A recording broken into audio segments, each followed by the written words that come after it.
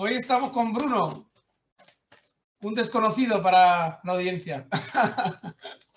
Un anónimo. Un anónimo. Y además vuelvo a salir con mi cara. Mira, voy a hacer un poco con gafas y sin gafas. Sin gafas, con gafas. Ponte las, tápate. Mejor las gafas, ¿no? También tengo los palillos del primer día, ¿eh? Por si me cabrea Bruno. Si me cabrea Bruno, irá por él. Sí. Con los palillos. He cogido un papelote y un poco de lápiz, porque siempre va bien. Y tengo que anotar alguna cosa que diga Bruno. Y yo estoy preparado, pues, para hablar de lo que se tercie, prácticamente. De lápiz. ¿Hablamos de lápiz? De lápices. No, de Yair Lapid. Yair Lapid, que es el nuevo actual presidente de Israel. ¡Anda! Sí, al parecer no sé qué ha habido un problema con la coalición que habían hecho. De eso sí me enteré, de eso sí, de la parte de eso sí me enteré. Que la dirigía un tal, bueno, el Naftali Bennett, que era pues, ultraderechista, ortodoxo practicante, pero bueno, con, en fin, vestido de traje de negocios. En realidad, bueno, pues es un tipo bien insertado, ¿no? en la sociedad israelita, pero que, bueno, se le vendió un poco como alguien muy radical y demás, y en realidad no, porque en realidad todo estaba yendo súper bien para Israel en cuanto a alianzas, en cuanto a llevarse bien con Rusia, con China, con Estados Unidos, es decir... Hasta con Qatar, ¿no? Si no recuerdo mal, o alguno de estos. Sí, con Arabia Saudí, con todo viento en popa. Bueno, ya de los, ¿cómo era? Los acuerdos Abraham, ¿no? Que habían tenido ya con Netanyahu y Trump en el 2020 o por ahí, por los cuales los Emiratos Árabes Unidos y demás países, bueno, Marruecos ya eran aliados suyos, bueno, y unos cuantos países más, creo que no sé si reconocían Jerusalén como capital de Israel, bueno, y otras cuantas cosas más, como cuestiones diplomáticas y de embajadas y comerciales. Y que bueno, que hay que tener en cuenta que los Emiratos Árabes Unidos eran importantes en el sentido de que estaban como cogidos por los iraníes, que les impedían un poco abrazarse a los israelíes. ¿Por qué? Pues porque hay 500.000 de iraníes en Emiratos Árabes Unidos, ¿no? Entonces, la cuestión es que había perdido el poder Netanyahu, lo había tomado el ultraderechista, pero bueno, yo, según lo que tengo entendido, iba viento en popa la cosa para Israel, todo, bueno, incluso tuvieron un papel importante en las negociaciones, inicio de negociaciones entre Ucrania y Rusia, es decir, como país neutral. Y bueno, pues no necesariamente se esperaba algo así. Luego parece ser que tomó el relevo Turquía, porque, y es una cuestión bastante delicada, porque Turquía, en tanto que mediador, ¿no? Pertenece a la OTAN, con lo cual no se espera, digamos, una disponibilidad tan evidente, ¿no? Como la que ha habido. Y Turquía, por ejemplo, está sirviendo al exilio de muchos rusos, de lugar de paso de Europa a Rusia, porque, o viceversa, de Rusia a Europa, porque no, claro, los vuelos están cortados y demás, con lo cual Turquía ahí está jugando como digamos, de lugar bueno, no sin ley, ¿no? Pero digamos de un lugar donde hay un vacío legal o el vacío de tratados internacionales que está facilitando esa necesaria, es igual, esa necesaria relación de Europa con Rusia, porque en la cuestión política y sociológica, ¿no? Porque es que en la económica, por ejemplo, hay otros países que están jugando ese rol, como pueda ser India, al venderle el petróleo que le compra o el gas que le compra a Rusia a Europa más caro. Es decir, bueno, para cerrar un poco con el tema de Israel, parece ser que Naftali Bennett, el ultraderechista, que también es otro concepto que habría que tratar, ultraderecha y extrema derecha, es interesante eso. Parecía que lo llevaba muy bien, pero por disensiones no estoy muy al tanto. Pues vaya, que ha tenido que pasar el relevo a a Yair Lapid, que es de izquierdas y que, bueno, pues yo eso creo que no va a durar mucho y entonces habrá nuevas elecciones y Yair Lapid que es un producto típico de Tel Aviv. pues será, sí, tiene pinta. Y bueno, pues nada, que volverá a ganar Netanyahu. Pues cuando gane Trump, en noviembre hay elecciones de midterm, de estas, del medio término, a mitad de legislatura en Estados Unidos.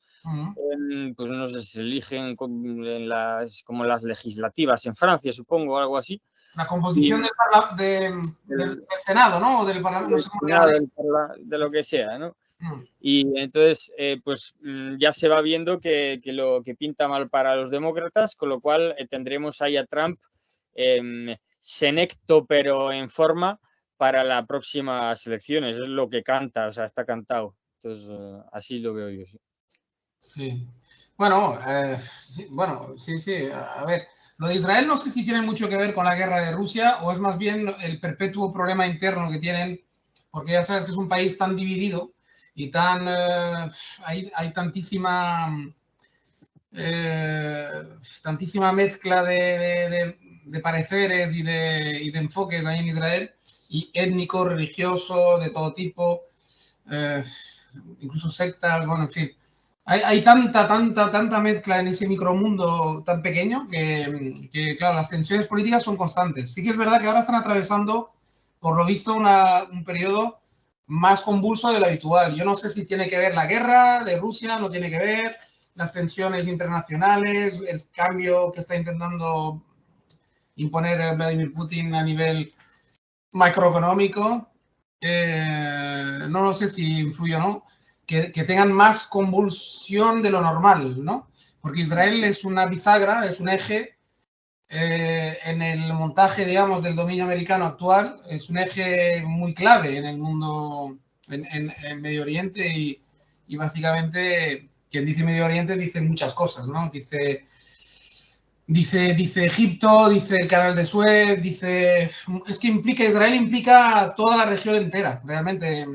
Es un eje, una bisagra que controlas Israel, controlas muchas cosas geoestratégicas fundamentales, ¿no?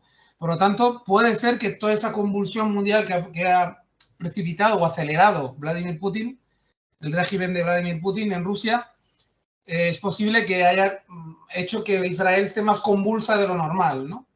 Yo diría que sí que puede tener que ver, ¿no? En cuanto a Estados Unidos, hay muchas tesis que dicen que están técnicamente en una especie de guerra civil. De hecho, ya el tiroteo de Chicago, que ha habido hace poco, yo tendría que ver el perfil del tipo este. En principio, la prensa lo está pintando como una especie de loco, igual que el tirador de Copenhague, que hace 2 días. Por lo visto, la prensa occidental últimamente tiene mucha tendencia a tildar de loco a todos los tiradores, veo. Ahora es un poco ese recurso fácil de, bueno, nada, estaba loco, bueno, no sé, no sabemos. Yo de Estados Unidos, más que loco, yo espero que no, pero que se haya hecho el 4 de julio en un día tan marcado y tal, yo creo más bien que es una señal más, un síntoma más de la guerra civil larvada en Estados Unidos, que no se puede negar que haberla hayla. Y evidentemente que no es una guerra civil abierta de momento a la española, a la que hubo aquí en España, por ejemplo, por poner un ejemplo que todos conocemos, pero sí que tiene mala pinta, tiene pinta de larvarse ahí una cosa bastante fea, ¿no? Y lo de Rusia puede precipitar esa especie de guerra civil larvada en Estados Unidos, así como ha precipitado muchos movimientos más a todos los niveles, ¿no? Ahora estoy leyendo un libro que le estaba enseñando antes a Bruno en privado, que sí que dice muchísimas cosas muy interesantes. Hay un español, Javier Blas, es uno de los autores, no sé si lo podéis ver. Javier Blas es uno de los autores, después está Jack Farchi. De hecho, de Javier Blas tenéis una entrevista muy interesante en una... Esperar que abra una pestaña. Yo tengo en YouTube un canal que os recomiendo, es poco visitado y sin embargo es muy interesado en español. Se llama entrevistas o algo así, a ver si consigo ver, porque tengo tantas cosas que a ver si os lo encuentro. Total, el autor de este libro está entrevistado en YouTube. Está entrevistado en este canal que si lo encuentro os lo digo. Si lo encuentro os lo digo porque es muy, muy buen canal para el tema de entrevistas a gente de todo tipo, pero sobre todo gente así con bastante fuerza intelectual y normalmente son famosos incluso, o al menos famosos entre el mundillo que tocan, ¿no? Ahora soy incapaz de encontrar. Me parece que se llama Interview o algo. A ver, quizás el historial. Y os lo recomiendo. De todas formas, este libro trata de las materias primas. Las materias primas, la importancia que tiene a nivel estratégico el movimiento de las materias primas, cómo se compran, quién las maneja, quién maneja los precios, quién fija. Estoy evidentemente a un cuarto del libro, todavía no puedo decir, estoy tomando muchas notas, no puedo decir todavía nada al respecto porque, claro, cuando estás a un cuarto del libro, estás casi en las introducciones todavía, pero cuando lo tenga leído os voy a hacer una reseña porque me parece muy interesante. Y además va muy relacionado con la guerra de Rusia. Yo me temo que la guerra de Rusia es una guerra, aparte de geoestratégica y que va a convulsionar el mundo y está tratando de que no dependamos tanto del dólar, o al menos la parte del mundo que Putin quiere quedarse. Y el dólar, eso implicaría muchísimas cosas también, o sea, que el dólar no fuera la moneda predominante en el mundo, sobre todo en el mundo de las materias primas, que actualmente es donde pega fuerte y por ello Estados Unidos basa buena parte de su dominio mundial en la fijación del precio en dólar del petróleo y entre otros, muchas materias primas que desconocemos, la mayoría de los mortales, y que realmente se manejan en mercados bastante oscuros muchas veces, aunque luego se tiñan de una cierta, digamos, ¿cómo te diría? Una cierta prestigio, ¿no? Y parezca que todo sea muy bonito y legal. En realidad es un mundo muy oscuro donde hay tramas mafiosas, oscuras, donde hay política, digamos, realmente políticos corruptos, etc., en el tercer mundo sobre todo, y está bastante manchado de todo, de sangre y de todo lo que puedes imaginar. Y es la clave de cómo funciona el mundo de hoy, porque el mundo de hoy funciona básicamente con materias primas de todo tipo, energéticas, de energía alta, tipo petróleo, etcétera, y luego todos los metales que os podáis imaginar. Y la comida, desgraciadamente, sí, los cereales. Los cereales, tenéis que pensar que los cereales, que es la base de nuestra comida, la tratan como un producto. O sea, a mí me llama mucho la atención que la tratan como cualquier otro producto. Es decir, para ellos, para los grandes mercantes los mercaderes de la materia prima mundial, el cereal es uno más. Es decir, no tiene un trato especial porque saben que es muy sensible para el hambre en el mundo, etcétera. Pues no, lo tratan como una mercancía más, como si fuera un metal, un bill metal, cualquiera. Y eso es bueno que lo sepáis porque que sepáis que el hambre puede estar a la vuelta de la esquina. Es decir, que si hay 2 o 3 girados y por cuestiones geoestratégicas conviene que pasemos hambre, la pasaremos, ¿eh? O sea, nadie está al abrigo. Quiero decir, no penséis que va a ser solo una cosa del tercer mundo, sino que puede también afectar al primer mundo con más facilidad de lo que uno piensa.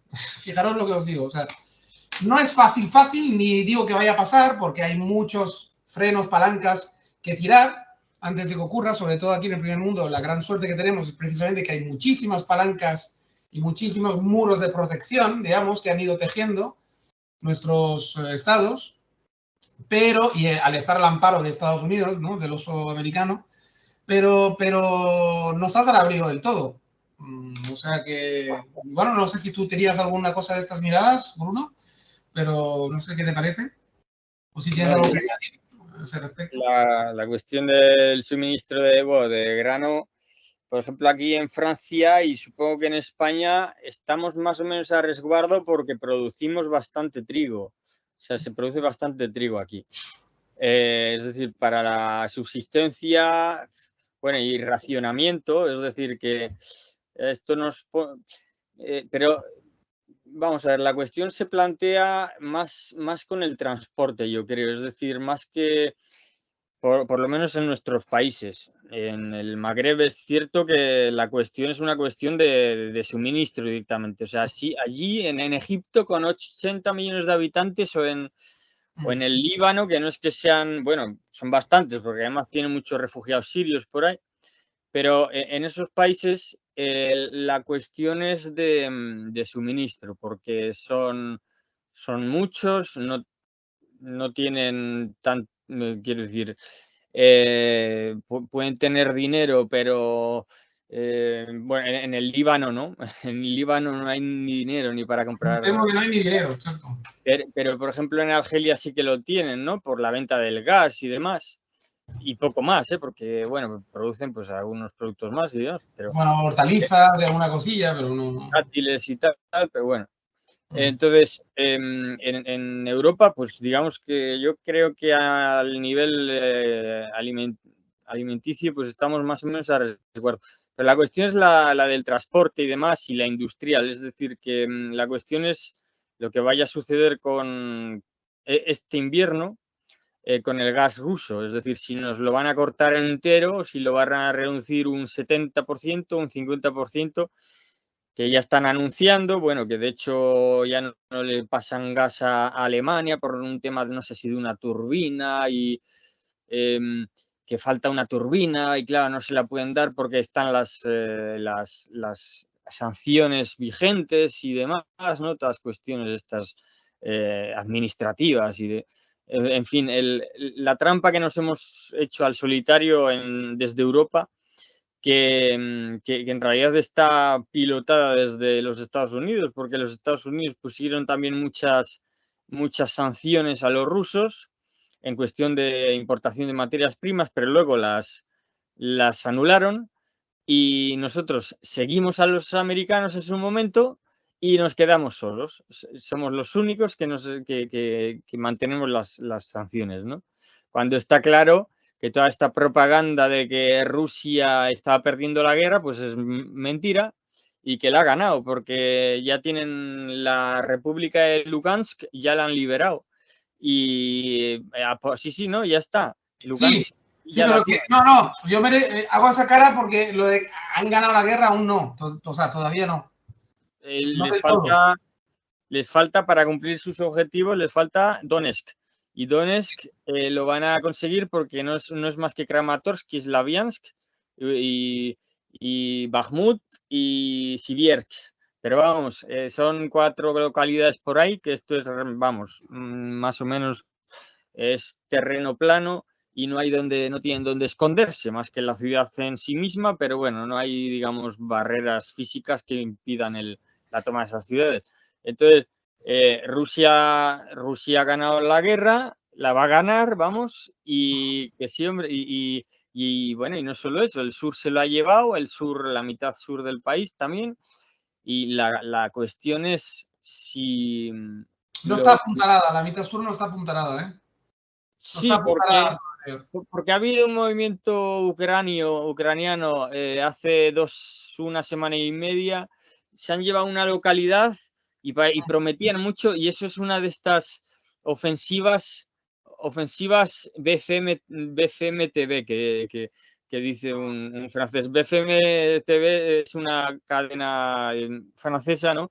Sí, Es es una de esas una ofensiva mainstream, hecha para el consumo que de... salga en la tele, para que salga en la tele. O sea, vamos a tomar este pueblecillo, ¿no? Para que se note que estamos vivos y demás. Exacto. Vamos a hacer una acción espectacular para que no se diga, ¿no? Sí, la isla de la serpiente es una isla que está enfrente de Odessa, que tomaron los rusos al principio y que dijeron que, bueno, la propaganda occidental dijo que no sé, o que no la tomaron, o que si la tomaron, no sé, los oponentes les hicieron muchas bajas, no sé qué era, o que si los oponentes que los torturaron, pero vamos, que nada de eso era verdad, vaya, que no era verdad, era pura propaganda falsa, ¿no? y los rusos la han devuelto a los ucranianos, porque es cierto que estaban aislados en una zona que ellos no han invadido, los rusos, y que por lo tanto eran blanco fácil para los ucranianos desde Odessa. Y veían que estaban recibiendo misiles constantemente y han dicho, pues para vosotros y os mandamos los misiles nosotros, ¿no? O sea, o para nadie. Y entonces se han pirado y lo han dado a los ucranianos. Y entonces esto lo cantan como una victoria, como están cambiando las tornas, pues no, mentira, no están cambiando las tornas.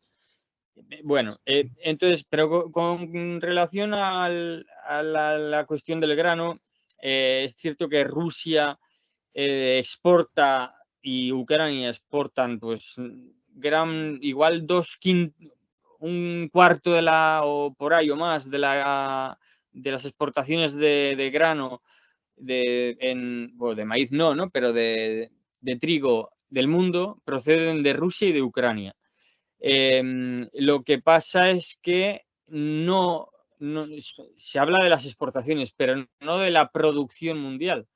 Eso, dentro de la producción mundial, solo, pues igual son 2% de la producción mundial. Eso que exportan es un 2% de la producción mundial, porque la gente normalmente consume lo que produce. No están exportando todo. La gente en los países son en gran medida pues autosuficientes en cierta medida, ¿no? Por lo tanto, pues esa es la cuestión, que aunque las cifras parezcan un cuarto o 2/5 de la producción, de la exportación mundial, bueno, pues en realidad no es para tanto, porque, bueno, salvo para algunos países que sí que son muy dependientes, porque el resto de países producen gran parte de lo que consumen, ¿no?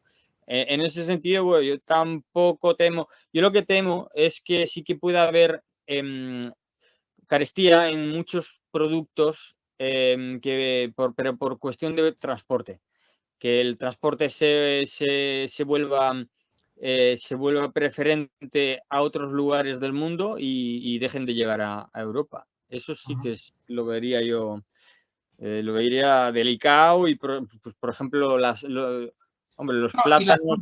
Y las propias huelgas que se pueden desencadenar aquí en Europa, quiero decir, las huelgas de camioneros, tan simple como esto. Si les vuelve a costar muy caro rodar, el gasoil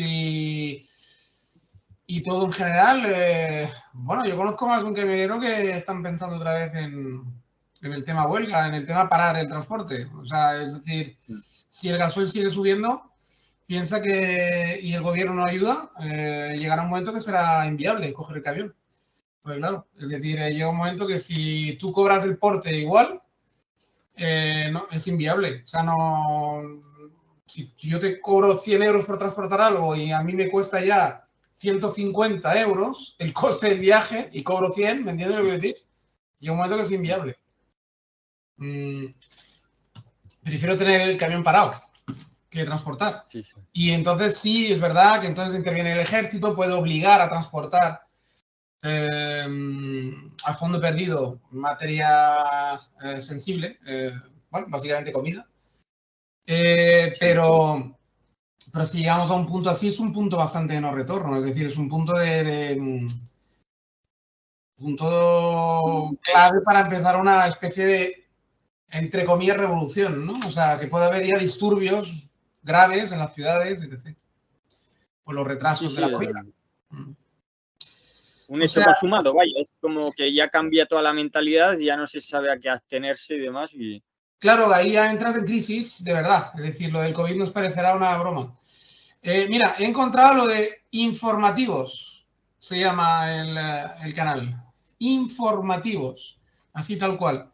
Y entre otras muchas entrevistas, porque es un canal que se dedica solo a entrevistar. Es una señora muy mayor, que es una Mebarunto, que es una periodista profesional, retirada probablemente, de lo que es el mundo mainstream, ¿no?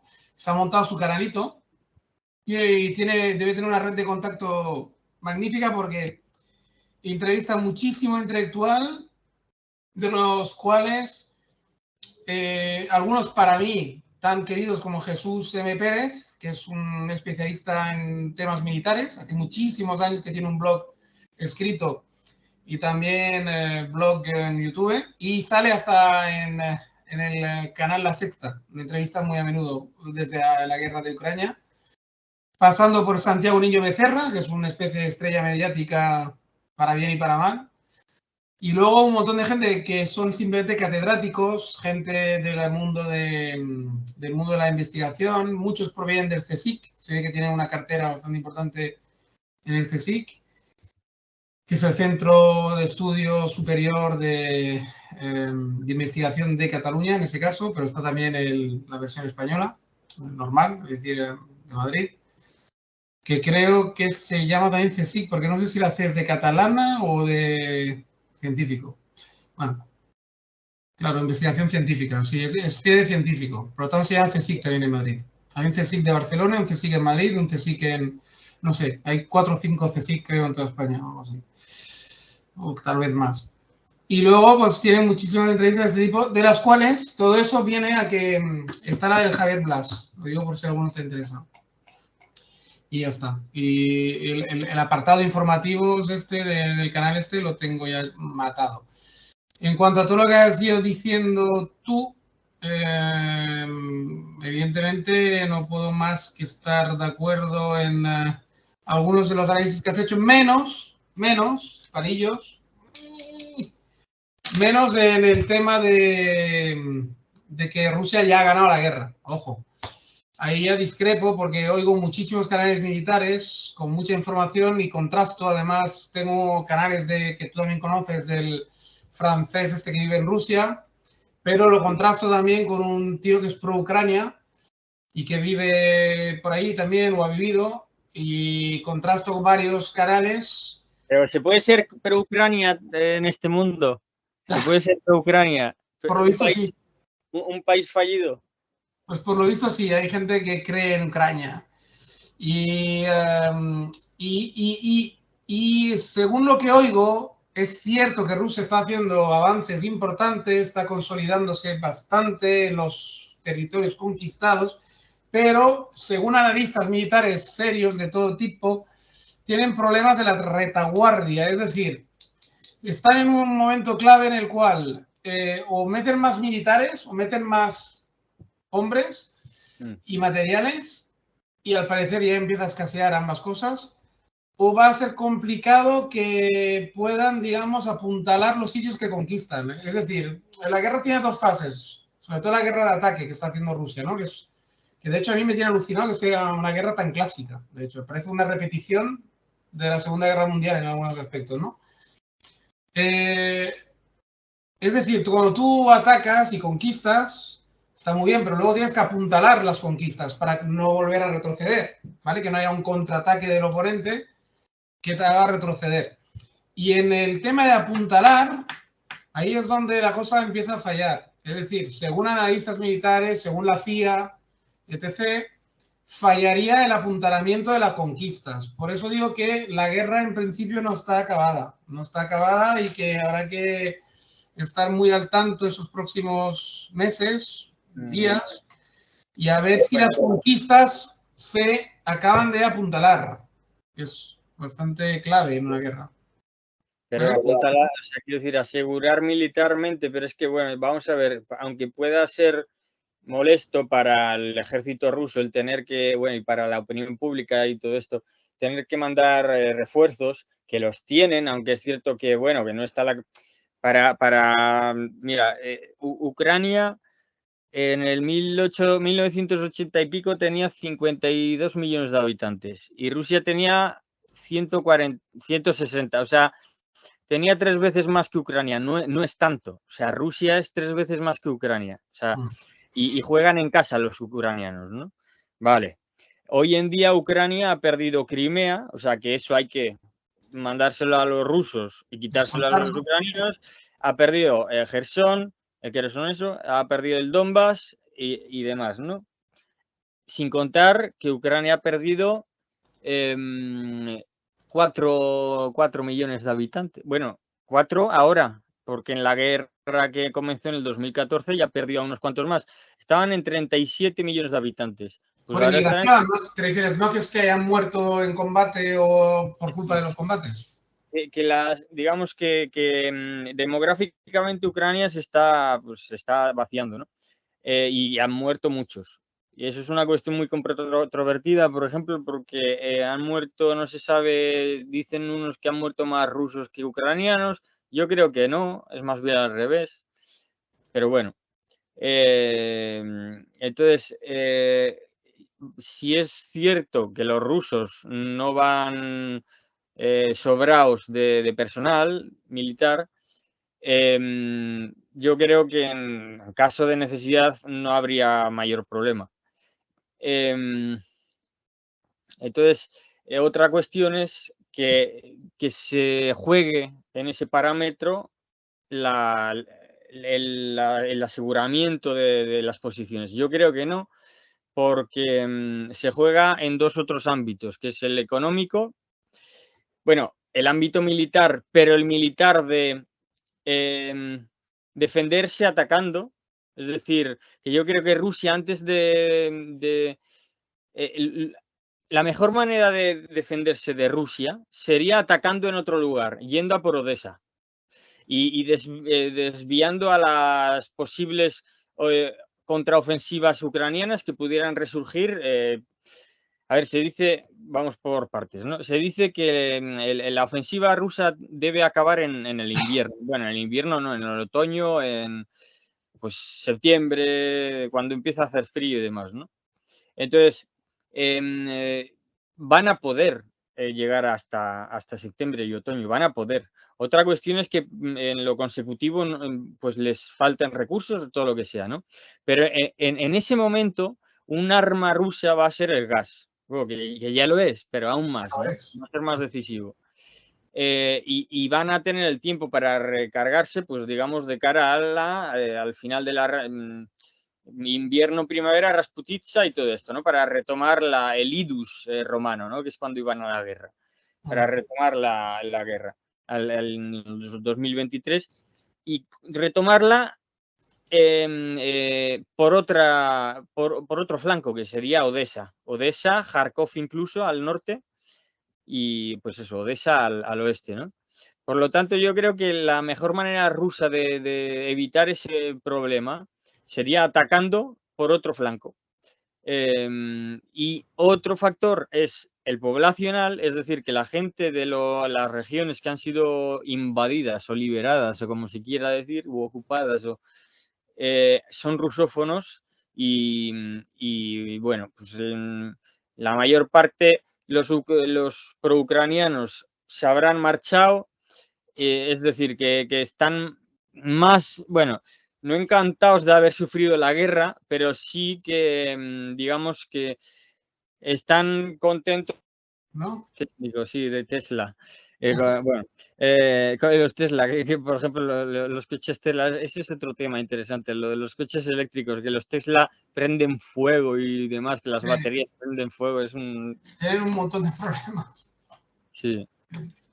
Pero como iba diciendo, que la población que queda en las regiones que han sido tomadas por los rusos, no sé si están encantados de volver al regazo ruso y demás, pero lo ven como algo que, bueno, que al final tenía que pasar y demás, ¿no? Es decir, que yo creo que hay un apoyo demográfico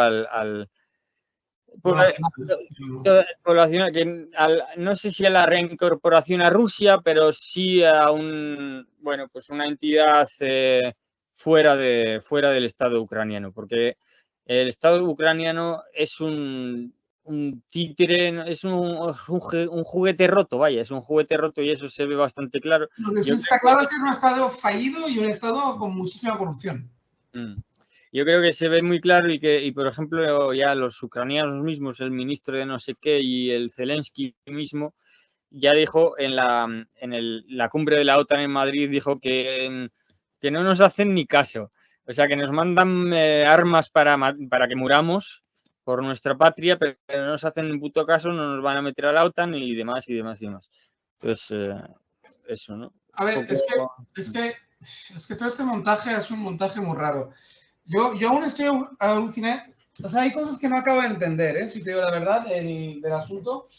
Porque, por ejemplo, este apoyo inquebrantable y tan violento y tan brutal y sin matiz y no te dejan ni pensar y se parece mucho, de hecho, al asunto del COVID. O sea, estamos entrando en una espiral que yo no acabo de entender. Es decir, cada cosa que ocurre parece como que hay una línea oficial, la tienes que seguir sí o sí, no pensar, acatar y punto. Y si haces el más mínimo intento de pensar y de contestar y de tal, ya facha, tal, Franco Pantano, ¿no? Como dice el Fabián Barrio ese. Entonces, claro, y con este asunto de Ucrania pasa lo mismo, es decir, yo no sé por qué no podemos pensar un poco, ¿no? Es decir, vamos a ver, a mí lo que me alucina, Ucrania hasta hace 2 días no contaba prácticamente para nadie ni para nada. Es decir, era un estado fallido ahí, un estado, digamos, corrupto, que había ocurrido algo en el 2014. Era una selección en el Mundial, eso era Sí, Ucrania. una selección en el Mundial, una camiseta de deporte y poco más. Y luego se sabía que era un estado fallido. De hecho, bueno, el Zelensky ese, de hecho, se burló, porque ahora que no me digan que no, se burló Europa entera y Occidente entero de él, porque dijeron, mira, si es un estado fallido y de mierda, que han subido a un cómico cualquiera, vulgar, a la presidencia. O sea, como una butardia, ¿no? Como si fuera el máximo exponente de la risa y de la estupidez, ¿no? Entonces, claro, y de repente ahora me lo pintan como un héroe,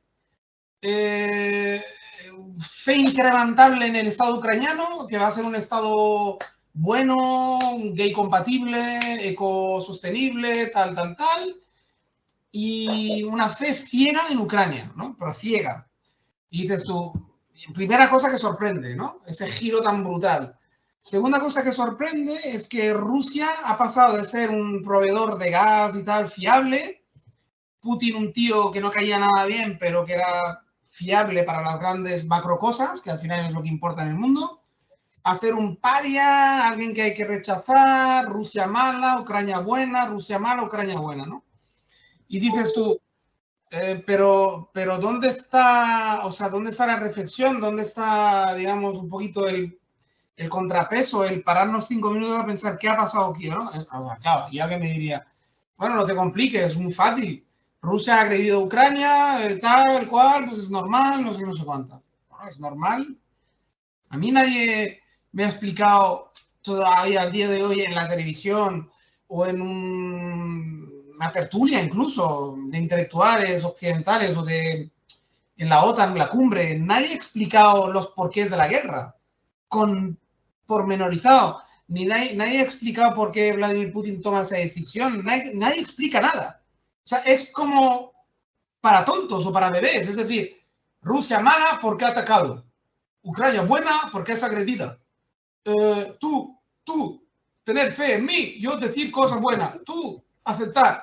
Y ya está. O sea, es decir, es un poco, o sea, tú pones a una persona analfabeta al frente de la OTAN y te hace un discurso como el que te acabo de decir y es lo mismo que te están diciendo todos los días en el telediario. Ucrania, buena. Rusia, mala. Tú, confiar en mí.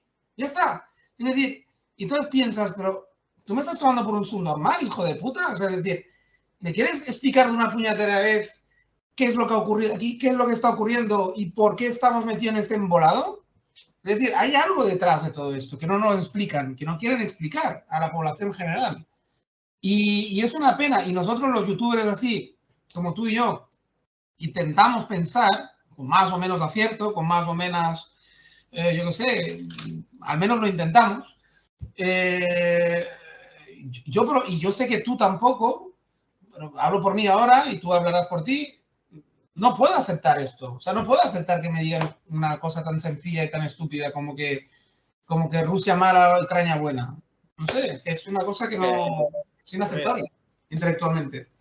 Se puede aceptar, se acepta bien, joder. Además, eso nos permite darnos las de listos, ¿no? Y poder predecir cosas que otros no. Y no, te lo dije. Y algunos incluso nos toman como oráculos, ¿no? En el círculo cercano puede, ¿no? Gente, ahí va, este igual acierta, ¿no? Yo lo entiendo porque pertenecemos a la OTAN, ¿no? Y por lo tanto, pues claro, a partir de ahí Lo que pasa es que sí que es una lástima el que ese sueño, digamos, en el que estábamos, de que aquí se podía hablar de un poco de todo y demás, que se podía hablar de todo, pero nunca fue un hablar argumentado. Es decir, yo creo que sigue siendo cierto que hay más libertad de prensa y de palabra y todo esto en Occidente, no solo libertad en ciertos ámbitos como el ámbito sexual o otro tipo, ¿no? Sino que hay más libertad política y todo esto en Europa y en Estados Unidos, pero que es una libertad más performativa que efectiva, es decir, que no hay argumentación, es decir, la argumentación se ve difuminada, ¿no? Se ve difuminada. Mientras que quizá en Rusia, o no sé, en China, porque China es como un planeta distinto, ¿no? Pero en Rusia, en Rusia, pues quizás se puedan pensar mejor las cosas. En Rusia, quizá se pueda tener una perspectiva más amplia. Quiero decir, de cara a la población general, tampoco lo sé muy bien, ¿no? Es decir, quizá, por ejemplo, el complejo de inferioridad ruso, que se ha dicho de siempre, que en eso coincidimos los españoles también, ¿no? Pues les permita pues no estar seguros, poder llevar a cabo desarrollos argumentales, ¿no? Pues si no en los medios de comunicación, pues sí en las capas, digamos, anónimas, ¿no? Lo que es las capas populares. Puede ser. Ya te digo, yo creo que en Occidente hay libertad, pero que es una libertad de cáscara, de cascarilla, vacía, que no se concreta en argumentos más que en ciertos cenáculos y demás, que sí, y que, por ejemplo, yo creo que desde Rusia, pues, ahora mismo acaba de decir que igual sí que se puedan llevar a cabo ciertas argumentaciones que no se llevan a cabo en otros países occidentales, ¿no? Pero yo creo que desde Rusia yo creo que hay un interés a medio plazo crear una asociación con Europa Occidental porque ellos nos necesitan en el plano científico, en el plano metodológico, es decir, Económico. se complementan con nosotros, es decir, no es que ellos no sepan pensar y les tengamos que enseñar nosotros, pero no es eso, pero siempre se ha surtido y nutrido de lo que venía de Occidente. Y yo creo que eso para Rusia es importante. Yo creo que no están tan encantados de la vida de ser una potencia asiática. Primero porque el idilio con China es una cuestión es para romper la baraja, o sea, no tiene más que la largura de piernas suficiente para desbancar a los Estados Unidos, no desbancarlo, pero sí que veamos que nos hemos convertido en un club, en una pandilla de pardillos, ¿no? De pardillos, de pandillos, pues, digamos, títeres de los Estados Unidos y ver que nadie es que no somos el centro del mundo simplemente, es decir, que se ha creado un nuevo orden al cual nos tendremos que reintegrar nosotros, ¿no? Entonces, yo creo que Rusia también debe de verlo desde ese punto de vista del medio largo plazo de tener en Europa a una aliada. En Europa, en ciertos países de Europa, porque por entonces Europa ya no existirá. La Unión Europea va a caer en nada, le quedan 2 telediarios. Con esto quiero decir de aquí a 2030, pero ya está. Es decir, este decreto de en 2035 no habrá coches de combustión. Yo creo que ese no llegará a término, no llegará a implementarse, ¿no? Aquí, por ejemplo, perdona que te interrumpa solo un segundo, pero, o sea, es que me he acordado de una cosa que es el ridículo máximo, ¿no? O sea, en la cumbre de la OTAN que acaba de ocurrir, ¿no? Pues no me viene el Boris Johnson ese, el malos pelos, este inglés, el vicioso ese y tal, y viene y dice, pero así, con toda la desfachatez del mundo, ¿no? Y dice, claro, porque si Putin fuera una mujer, no habría provocado esa guerra machista, esa guerra de típico llena de testosterona, típica de gamberro barrio bajero, ¿no? Porque ahora la última moda es pintar a Putin como proveniente de las calles, de los bajos fondos de San Petersburgo, lo cual tiene cierta verdad en la biografía del personaje, pero que no es exactamente así, evidentemente, ¿no?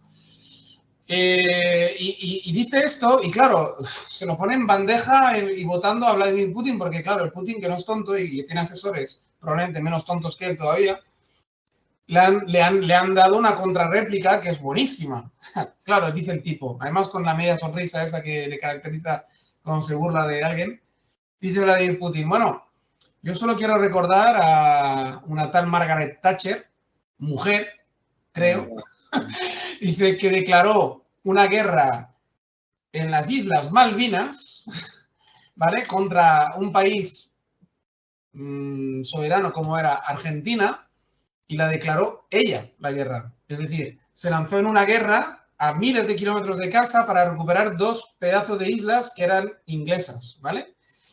Entonces, claro, o sea, es un ridículo, vamos, no sé, yo tendría vergüenza ajena si fuera Boris Johnson todavía a día de hoy, después de 4 o 5 días, estaría escondiéndome por las esquinas de la vergüenza, ¿no? Porque es un zasca en toda la boca, intelectualmente hablando, vamos, de un tamaño descomunal, ¿no?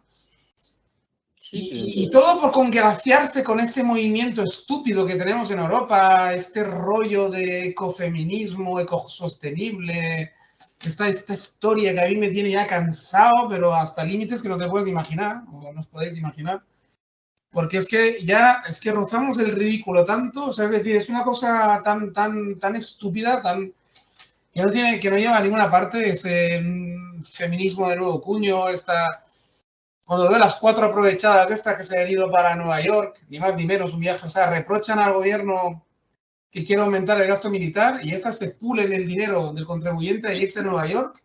¿Quién es? Pues ¿quién va a ser? La Montero y sus acólitas. Ahí a una reunión de la OTAN feminista, es decir, se ve que hay una OTAN feminista, sí, una cosa rara que se han inventado, un chiringuito más mundial, a nivel mundial para mandar petardas del mundo entero a reunirse en la ONU o la ONU feminista. Muy mal. No sé qué se han inventado, tío, una cosa rarísima. Y ahí sí que se gastan un pastón, porque claro, un viaje a Nueva York con estancia todo pagado, hotel, que no debe ser un hotel cutre con cucarachas, sino que debe ser una cosa, ya te puedes imaginar, a todo trapo. Se han ido con el Falcon, que también vale un pastón montar el Falcon para Nueva York, devolverlas para acá y tal, para 4 días. 10. Y claro, y cuando ves todo esto dices tú, pero vamos a ver, pero ¿en qué coño de mundo nos estamos convirtiendo, no? ¿Qué vamos a pretender pintar en el mundo de Europa con ese tipo de gobernantes, con ese tipo de historias que nos metemos, en vez de estar posicionándonos para el mundo que viene, ser serios, mirar por nosotros y hacer las cosas, digamos, de una forma pues realmente pensada, seria, pues perdemos dinero, tiempo en chorradas, en tontadas que dices, es que no tiene ningún tipo de sentido, ¿no? No tiene ningún tipo de sentido esto, ¿no? No tiene por dónde cogerlo, ¿no? Realmente. No, es el paréntesis, es un paréntesis un poco largo, ha salido largo, pero prosigue con tu notición, que era además interesante. No sé, yo creo que la OTAN feminista, pues, si es por la defensa de las naciones que incluye, pues, pero si es por su método de acción no puede ser, porque las mujeres no van a la guerra y si fueran, que no vayan, porque las mujeres lo que tienen es que generar las futuras generaciones, entonces no tienen que ir, no queremos que vayáis a la guerra, mujeres nuestras. No queremos. Y si vais, pues habría que hacer todo lo posible para que no sea tan feminista la OTAN, vamos. Pero sí, yo creo que tampoco es un defecto, es decir, yo creo que, vamos a ver, estas locuras, estas idioteces, estas histerias en las que estamos viviendo es porque nos las han colado, se han colado. Es decir, tampoco hay que meterse mucho. Es decir, se puede hacer humor con esto, ¿no? Pero yo no se lo tendría muy en cuenta a la Montero y compañía. Montero, ¿cuántos hijos ha tenido? ¿2, 3? Pues ya está. Esa tipa ha cumplido mucho más que, quiero decir, para mí, esa tía merece mi respeto. Eso está bien tirado, eso está bien tirado. Merece mi respeto, y que el hecho de que sean feministas y transfílicas y todo lo que sea, pues yo también lo soy, o sea, lo que haga falta. Quiero decir, si hay que oponerse a Afganistán y a China y hay que revolar ciertas banderas, a mí me parece bueno, que sean razonables. Quiero decir, no estamos hablando de la gay pride aquí, todos en bolas, ¿no? Porque no, encima estáis reclamando, reivindicando, y encima me mostráis vuestras partes íntimas. Joder. O sea, es como pedir un aumento de salario al jefe y darle una bofetada, ¿no? O sea, hasta ahí podemos llegar, ¿no? Hasta ahí podemos llegar ya. Es como, es que el otro día mi prima, su novio vive en Londres, y había dijo, me dice mi tía, mira, esto es un vídeo que me ha mandado Paola, ¿no? Una manifestación en Londres que van en bici, en bolas. Digo yo, pues, ¿cómo es eso? No, muy mal, porque encima de reivindicar van en bolas, ¿no? Qué mal gusto, Encima ¿no? de reivindicar me muestran algo que yo no quiero ver. Pero luego dijo, no, me he confundido. No, esto es una cosa que hacen ellos porque son nudistas. Y dije, eso me mola. Eso sí. No, esa es el matiz que quiero dar. Es decir, que a mí que seamos abiertos de mente me parece genial. Pero claro, no llega, es decir, quieren ir por Londres en bolas. Bueno, hasta cierto punto, es decir, tampoco igual me es muy adecuado, ¿no? Pero bueno, hasta cierto punto me hace gracia y me parece, yo qué sé. Puede ser una putada, puede ser una cosa divertida. Ninguna civilización va a caer por eso. Es decir, como las bacanales y todo esto, ¿no? Es decir, claro que no. el carnaval. Entonces eso me parece hasta gracioso. El problema es ese, ¿no? Precisamente el problema es tomárselo demasiado en serio. Y ahora que me dices todo eso, que te veo muy abierto y tal, de lo cual no había dudado nunca, ¿no? Pero por nuestras conversaciones y porque creo que ya te conozco lo suficiente como para saber algunas cosas, ¿no? Bueno.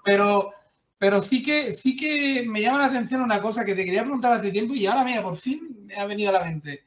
El tema de... ¿Qué te parece el tema de... Claro, no hemos tocado ese tema y es importante, es de actualidad también. De que va ganando, al parecer, el tema de prohibir el aborto a nivel federal en los Estados Unidos. Sí, bueno, a ver, el tema del aborto es muy delicado, la verdad. Vamos a ver, hay que, para, digamos, decir lo que ha pasado en los Estados Unidos, viene a ser un caso de estos que generan jurisprudencia, ¿no? Que hace un tiempo permitió, no sé, que permitió al Tribunal Supremo legalizar el aborto en todos los estados de Estados Unidos. Y lo que han hecho no ha sido ilegalizar el aborto, sino que ahora dicen que no son competentes para esa cuestión y que por lo tanto son cada uno de los 51 estados o 50 estados de los Estados Unidos que deben de legislar sobre ello, ¿no? Con lo cual, pues en tanto que Estado federal, en tanto que nación federal, pues me parece más o menos incluso razonable. Hasta el punto de, bueno, claro, es decir, si esa decisión se debe tomar al nivel... Yo creo que es que llegamos hasta, mira, este tema es tan delicado que uno, por quitárselo de encima, no reenviaría la decisión a los estados, a las regiones, comunidades autónomas, municipios, sino que se lo reenviaría a cada una de las parejas. Es decir, o sea, es una cuestión que la ley se debe definir, no se debe definir, sino que es una patata caliente, que es que te dan ganas de quitártela de en medio. Bueno, a los que se las saben todas, a los fundamentalistas, a los que ya saben todo y su iglesia les dice lo que tienen que hacer, o su, qué sé yo, libre pensamiento les dice que hay que abortar y su feminismo y demás, a esos, pues claro, esos no, esos quieren luchar y tener en la mano el poder para poder imponer a todos lo que ellos quieren, ¿no? Eso sí, pero a todo el que yo creo que piense un poco según las líneas de la contradicción y de las paradojas, yo creo que es un tema muy delicado y que yo, por ejemplo, si fuera un caso, si me tocara a mí personalmente, yo personalmente haría una cosa que se puede incluso entender como algo irresponsable o de algo de alguien que no se responsabiliza de su propia decisión, que es dejar la decisión a la madre. En realidad esto no es evidente porque podría ser también, el padre podría también tener su voz perfectamente, ¿no? Bueno, pero yo creo que la madre, hay una simetría que es la madre, si aporta un argumento, digamos, un argumento que no estamos aquí en la cuestión de, por ejemplo, temas de violación. Yo creo que en temas de violación, por ejemplo, la madre tiene que hacer todo lo posible para que el cigoto no se implante.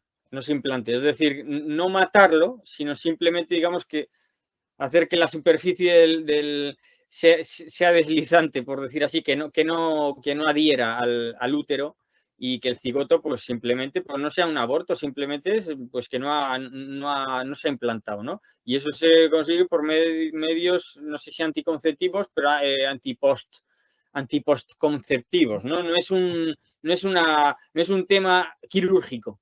Entonces, yo creo que el tema de la violación no es razón para decir, oye, es que me han violado, entonces aborto. Pues no, chica, haberte lo mirado antes, ¿no? Haberte lo mirado en la primera semana. ¿Qué pasa? ¿No sabías que te habían violado? Lo sabías perfectamente. Entonces toma medidas antes. Ahora bien, yo creo que la mujer, ahí la madre, tiene preponderancia frente al padre, principalmente porque es la madre la que le da el 99,999% de la materia al feto. Y el padre le da la mitad de su forma. Y la otra, pues el 100% de la materia y la mitad de su forma. Entonces, y ni eso, bueno, es más complejo. Está bien que lo hagas en plan matemático, le quita dramatismo. Me gusta el planteamiento de eso. Luego, pero ¿con qué argumentación? Es decir, ¿con qué argumentación la madre no se vuelve una persona indeseable, ¿no? Por decidir un aborto. Porque yo creo que el aborto es indeseable. Ahora, ¿qué condiciones permiten no tomar, justificar la decisión de una madre de abortar? Pues la malformación del feto, el riesgo de su propia vida, pero cuidado, si la madre quiere morir y para dar vida al feto también está digamos, también debería tener esa preponderancia de la decisión para morir, para morir y dar vida al feto. Eso me parece a mí. Es decir, no tendría que estar el Estado diciendo, no, es que la vida de la madre es más importante. Bueno, ¿y qué? La madre cree que es su hijo el que debe vivir. Pues ya está. No se trata de eutanasia, se trata de, bueno, pues salvamos al hijo, igual muere la madre. Igual muere la madre. Bueno, yo creo que ya hay unos parámetros médicos establecidos para ellos. Creo que, no sé si con tanta claridad como tú lo mencionas, pero sí que creo que en caso de no poder salvar a los dos, tiene preponderancia el bebé, diría.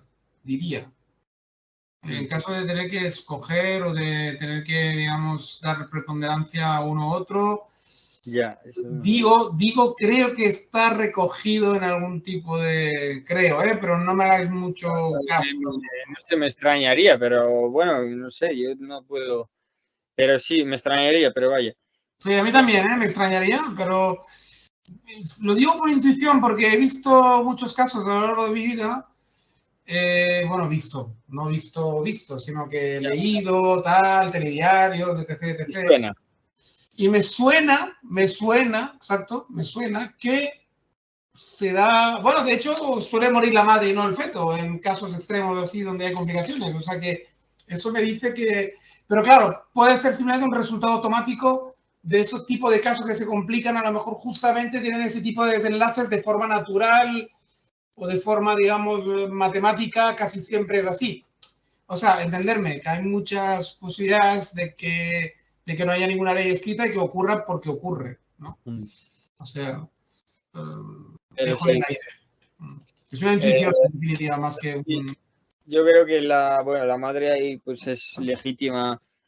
La malformación del feto, ¿cuál es claro, y la otra cuestión es, ¿qué es un feto malformado? Es decir, porque entonces, todos los ahí sí que entras en camisas de... de 11 varas, pero todos los que conocen a discapacitados, ¿no?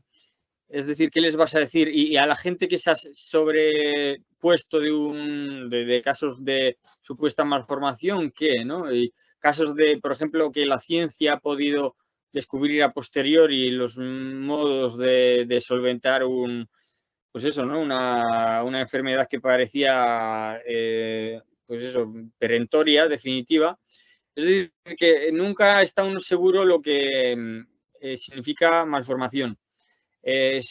Y bueno, ya claro, si nos ponemos eugenistas, podrías ponerlo, pues si el feto es infértil, pues eso ya es malformación, ¿no? O sea, es decir, ya te podrías poner en... Ahí sí que creo que está recogido, ¿eh? Ahí yo diría que sí que hay probablemente literatura médica, legal, ética, etcétera, que recoge esto último, ¿eh?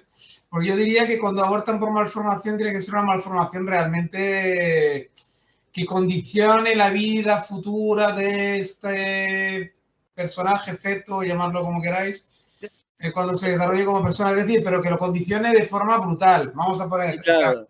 Que ellos detecten que falta espina, que falta columna vertebral, o falta la cabeza, o falta todos los miembros, ¿me entiendes? O sea, que ven que van a hacer sin ningún tipo de comuniones en vez de brazos y piernas, que faltan orejas, boca y tal.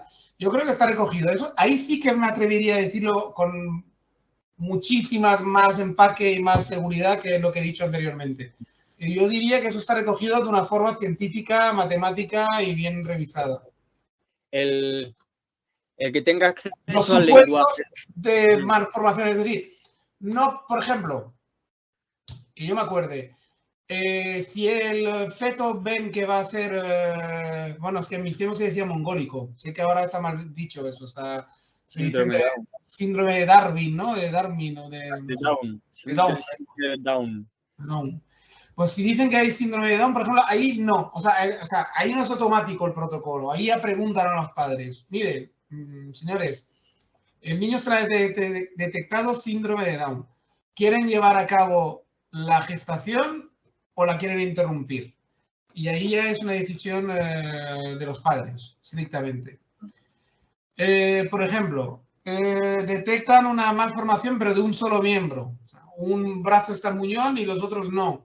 Se pregunta a los padres. Hay muchos supuestos que se preguntan a los padres. Cuando ven que, digamos, que la vida no está totalmente afectada por la posible malformación. O sea que la vida se puede llevar a cabo de una forma digna, ¿vale? Sí. Ahora bien, en los supuestos que te he dicho anteriormente, donde ya es una vida indigna sí o sí, o una vida casi no vida, es decir, falta medio cerebro, falta, ya te digo, cosas muy graves, ¿no? Una vida no humana, ¿no? Una vida no humana, y ahí es la cuestión. Una vida prácticamente vegetal, ¿vale? Entonces ya sí que el aborto es automático. O sea, bueno, se le pregunta siempre a los padres, ojo, porque hay padres muy fundamentalistas, cristianos, islámicos, lo que sea, que a lo mejor todo y así lo quieren llevar a cabo, ¿vale? Es delicado porque hay dos cuestiones. Una es el acceso al lenguaje. Si tú sabes que esa persona no va a poder ser persona, es decir, si ese ser humano no va a poder ser persona, no va a poder hablar, Entonces se plantea la cuestión del límite entre el animal y el humano, que se supone que está en el lenguaje, vamos, porque otra cosa. Pero, y otra cuestión es la de la, digamos, ¿cómo decirlo, no?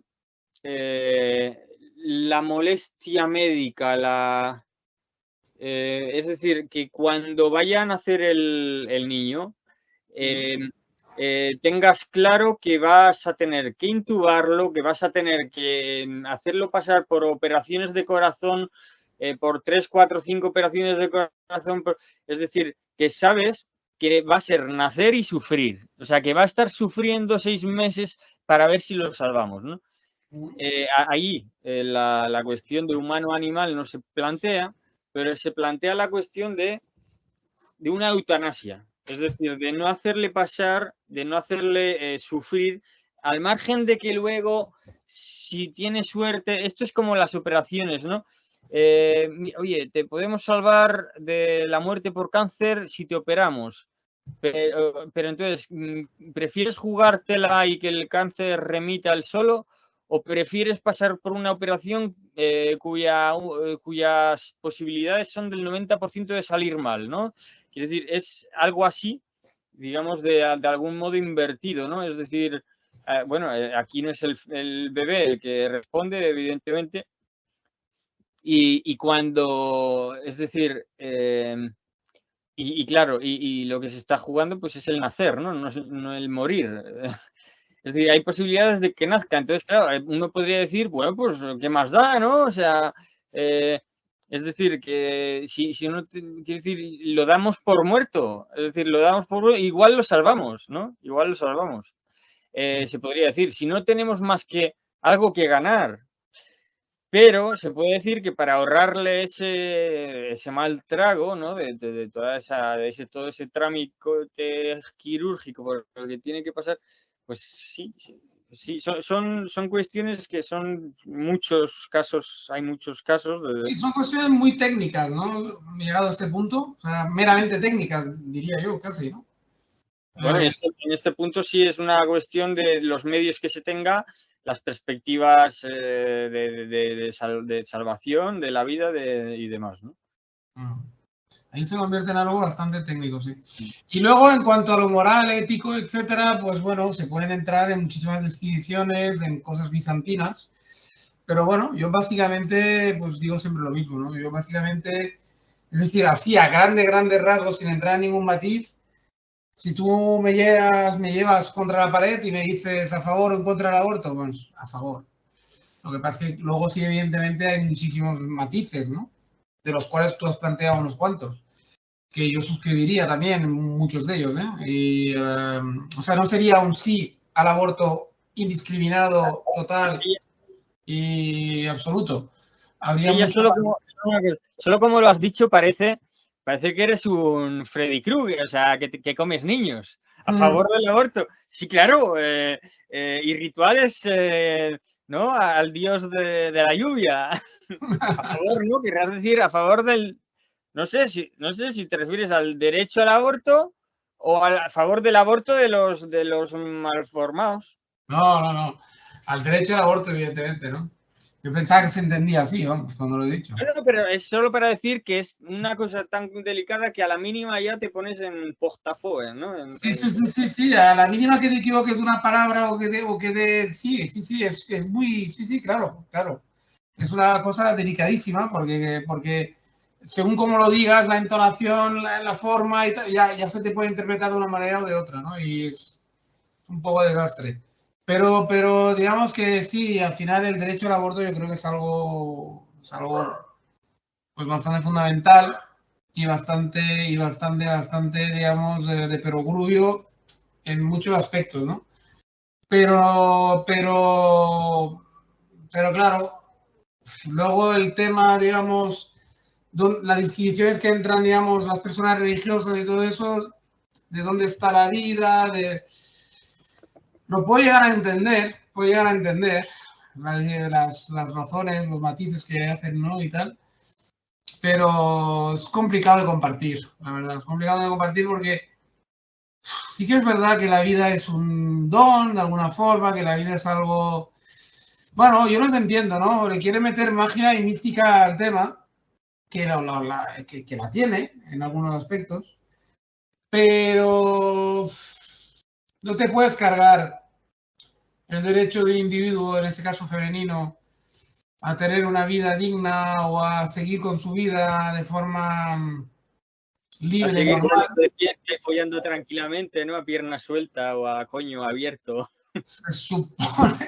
Se supone que no en esos casos estaría yo especialmente a favor, pero ¿Cómo lo dirimes?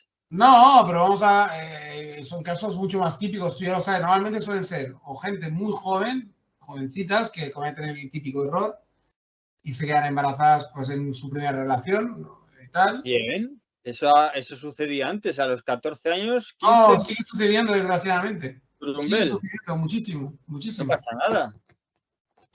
Muchísimo, porque, bueno, porque sigue habiendo bolsas de ignorancia en la sociedad, sigue habiendo sitios donde no llega la información y sigue habiendo, y no solamente, la gente se sorprendería, yo creo que no solamente sucede en los sitios donde uno ya piensa, es decir, en los barrios donde a lo mejor hay numeración gitana o islámica o y tal, no, sucede también en parejas o en familias teóricamente normales, pero donde, pues por X razón, no se habla de sexo o no se plantean las cosas como se deben de plantear con los niños o con los chavales, o hay un exceso de libertinaje o un exceso de, digamos, de... Falta de medios, falta de perspectiva, de mil perspectiva. cosas, demasiada frivolidad. Hay casos que la gente fliparía y se siguen dando. Y mira que hay la píldora de después, hay mil formas de evitar ese tema, que no sea traumático, pero se sigue dando el caso. Afortunadamente, no tengo ninguna estadística oficial, pero diría que cada vez menos, pero no te lo puedo asegurar. Digo, entre parejas, digamos, vamos a decirlo, es que no sé ya qué palabras emplear a veces para que no se ofenda a la gente. Vamos a poner una pareja, digamos, claro, porque dirán, ¿por qué es una pareja normal? Se me echarían encima mil formas de... Pero digamos, pareja convencional europea típica, en principio no sucede ya tanto, ¿vale? Pero en parejas donde la religión predomina, que en los europeos es cada vez menos, por lo menos en Occidente, vamos, ahí sí que hablo ya de etnias gitanas y del tema musulmán y tal, ahí sí que sucede bastante más a menudo, claro, evidentemente. Lo que pasa es que la mayor parte de las veces no llega a la opinión pública y no llega al hospital y no se puede registrar como estadísticamente porque llevan a cabo el embarazo, casi todas. Los de esta etnia, digamos, tengan la edad que tengan. Casi todas llevan, incluso aquí en Europa.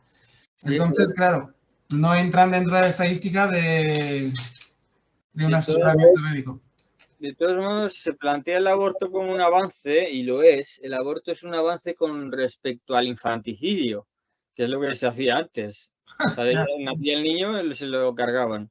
Eso sucedía pues en las sociedades salvajes o bárbaras o con, bueno, pues eso, ¿no? Paleolíticas y neolíticas. Y, bueno, y en la Edad Media, cuando sobraban niños, estaba el famoso tema de los expósitos, ya lo sabes. No. Se ponían la canastilla delante de la iglesia o delante... Sí, ese es otro tema también interesante. Que quería... pero es un avance con respecto al infanticidio, pero es un retraso, y nunca mejor dicho, temporal, con respecto a la anticoncepción. Es decir, si tenemos anticoncepción, ¿qué justifica el aborto? Claro, ahí está la cuestión de la violación, precisamente, donde entraba, ¿no? Pero entonces, esto, claro, vamos a ver, se puede hablar del aborto desde una perspectiva ética, que es lo que decía yo, de una patata caliente que el Estado se la quiere quitar y se lo manda a las comunidades autónomas y hasta la República Independiente de tu casa, ¿no? Es decir, y en la República Independiente de tu casa pasamos no a la cuestión legal, sino a la cuestión ética. Entonces, en la cuestión legal, lo interesante, yo lo legal, vamos a ver, yo lo que digo es que es legal cuando hay malformaciones, o sea, cuando el niño cuando no hay razón vital, y no hablo aquí de proyecto vital, es que no, soy mujer y quería trabajar en este puesto y no quiero ocuparme de mi hijo. No, me refiero vital de que haya riesgos, que haya malformaciones y demás, ¿no? Que esté legalizado, es decir, el Estado lo legaliza. Y ahora otra cuestión es si el Estado lo cubre, si cubre la operación y se hace cargo de ella. Yo creo que eso es como un poco como el tema de las drogas, eso depende del momento. O sea, eso son cosas que los estados hacen, que los poderes hacen, pues según como les convenga. Si su demografía les pide más aumentar, pues ponerlos, bueno, sí, te cubro el aborto, pero solo si la malformación incluye infertilidad, o te lo cubro, ¿no? O sea, según estos casos son, porque te lo están regalando, o sea, nadie te impide, pero la cuestión es que permitir a las mujeres abortar en caso justificado, me parece, vamos, de buen...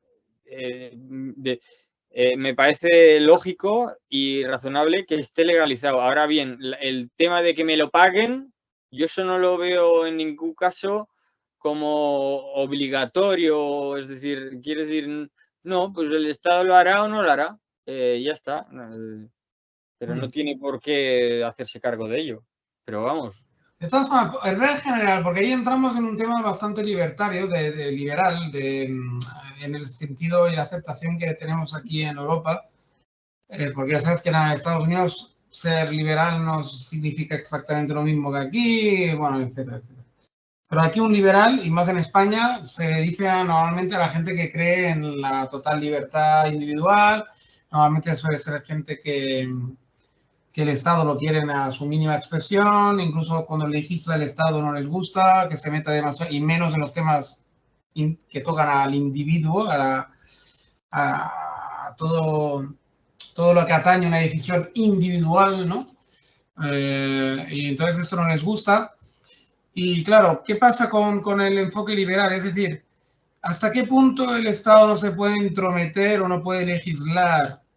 Pero yo diría que sí que puede y debe, porque su existencia misma, la del Estado, es una existencia que solo tiene sentido si legisla y se mete en la vida incluso privada de la gente, si no, no tiene sentido el Estado. Porque el Estado hace de árbitro en todo momento y en toda circunstancia para que precisamente el individuo no tenga que tomar una serie de decisiones graves con respecto a sí mismo y a los demás, y no tenga que inmiscuirse de forma individual en otro individuo. Y entonces, sin la intersección de un Estado neutro, aséptico, que se supone que arbitra sin conocerte ni a ti ni a tu oponente jurídico, o en ese caso ético o moral, o entre tú y el médico y tal, debe haber esa entidad que antes podía ser la Iglesia, y ahora es el Estado, o antes podía ser una teocracia, y ahora es el Estado, digamos, no teocrático o laico, que interceda y que te ayude a tomar decisiones como más científicamente o más fríamente. ¿Me entiendes? O sea, sí, que el Estado, su naturaleza misma es como, mira, yo os pongo en contacto, pongo las mismas, los mismos tipos impositivos aquí y acá, la contribución, los tributos van a pasar a construir unas infraestructuras que os sirvan a ambos para ponernos en contacto. Entonces, el Estado hace eso, pero también para que esos grupos entren en contacto, porque en principio podrían estar en competición o en lucha, lo que hace es imponer una ley. Imponer una ley que si es transgredida, pues te manda a la cárcel. Con lo cual... Ojo, no en todos los casos, Bruno, ni en todos los... normalmente... La ley es la ley, la fuerza de la ley. Pero la ley normalmente también no tiene un carácter grave. La policía y el ejército, y por lo tanto, policía para el interior y el ejército para afuera. Y por lo tanto, si no, dos grupos que tengan morales distintas, pues el Estado va y dice, pues ahora lo que no hacían el grupo A, tampoco lo hace el grupo B, y lo que no hacía el grupo B, tampoco lo hace el grupo A. O sea, es un sistema represivo de, bueno, pues de mínimos. En realidad, pues ahora... generaliza tabús y prohibiciones que se daban en unos grupos, pues las generaliza a toda la sociedad para el buen desarrollo de la misma.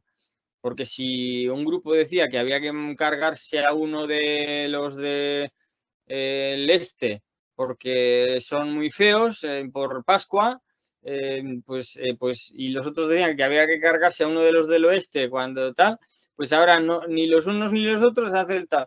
Por lo tanto, ambos grupos o ambos individuos, que es de lo que estábamos hablando, se van a encontrar con que pues no tienen ni que planteárselo, porque para mí está prohibido, pero también para mi oponente. Con lo cual, hay algo de eso, de inmisión, inmiscuirse en la vida de todos, pero para todos igual, ¿no? Es decir, como es para todos igual, pues de algún modo todos contentos porque es el precio que hay que pagar por la paz y por eso, por el poner en contacto a las comunidades y a la gente con unos mismos parámetros, que esa es la gracia que tiene el Estado, es decir, una simetría y una igualdad frente a la ley y demás. Esa es la gracia, y esa es la gracia que tiene el Estado y es la gracia que tiene el jacobinismo.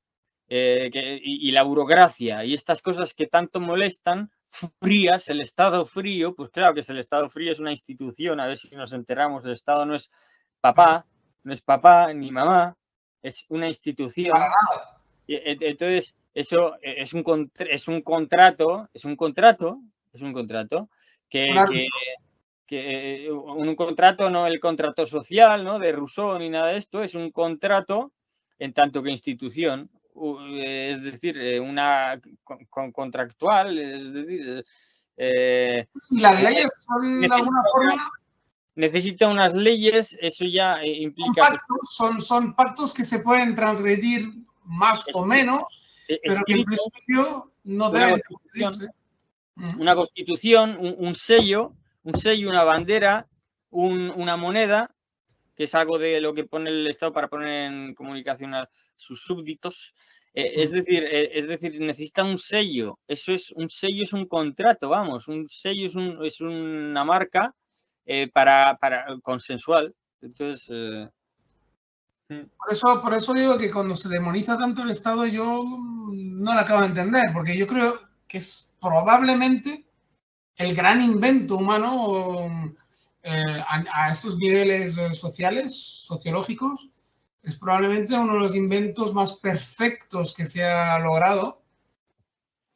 Lo que es más contestable, y creo que la gente se confunde, es cuando hablan de si la forma que se le quiere dar al Estado, es decir, y por forma me refiero a, se le quiere dar una pátina democracia, o se le quiere dar se le quiere llamar república funcional, se le quiere llamar, incluso si me apuras, igual me meto ahí en un jardín, pero monarquía, se le quiere llamar, como se le quiera llamar, ahí sí que es más contestable, digamos, por ejemplo, sobre todo en el tema de la democracia, porque claro, llamar a un Estado democrático, no sé hasta qué punto es un engaño, porque claro, ahí sí que es mentira. Es decir, un Estado no difícilmente va a ser... ¿Cómo no quieres en la democracia?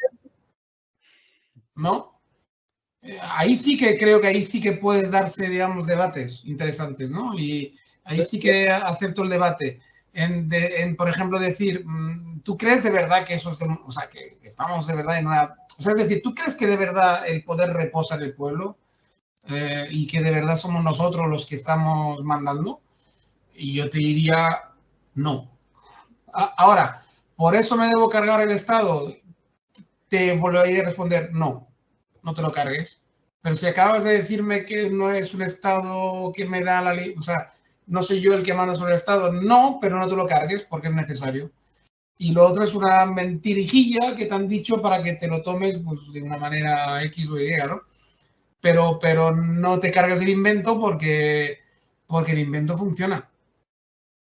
Funciona, al menos con paz y pan, sí. Sin paz y pan no lo sé. O no, pero también funciona, ¿no? Porque la Segunda Guerra Mundial y la Primera han demostrado que al final los estados han servido de, bueno, en cierto modo han funcionado, ¿no? Es decir, que yo sepa, ni Alemania, ni Francia, ni España en su guerra civil, ni nadie se derrumbó del todo. Es decir, siguió habiendo un cierto orden social, una cierta organización. De hecho, los cupones de racionamiento, que la gente tanto critica, han permitido sobrevivir a toda la población, diría yo. O sea que, y claro, ¿quién organiza un cupón de racionamiento justo o con una cierta justicia? Que luego siempre hay gente que la contornea, que la tal, que se aprovecha, pero bueno, es el Estado el que te puede garantizar esto. Se podría decir que eso es el bombero pirómano, ¿no? Que es el Estado que ha prendido fuego a la casa y luego, para luego salvarla. O sea, que en ese sentido.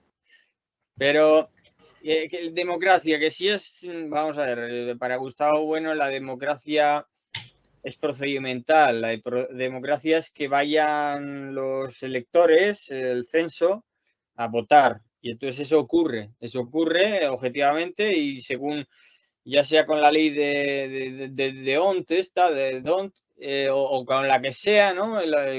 Pues diferentes reparticiones de los distritos electorales y todo lo que se quiera, ¿no?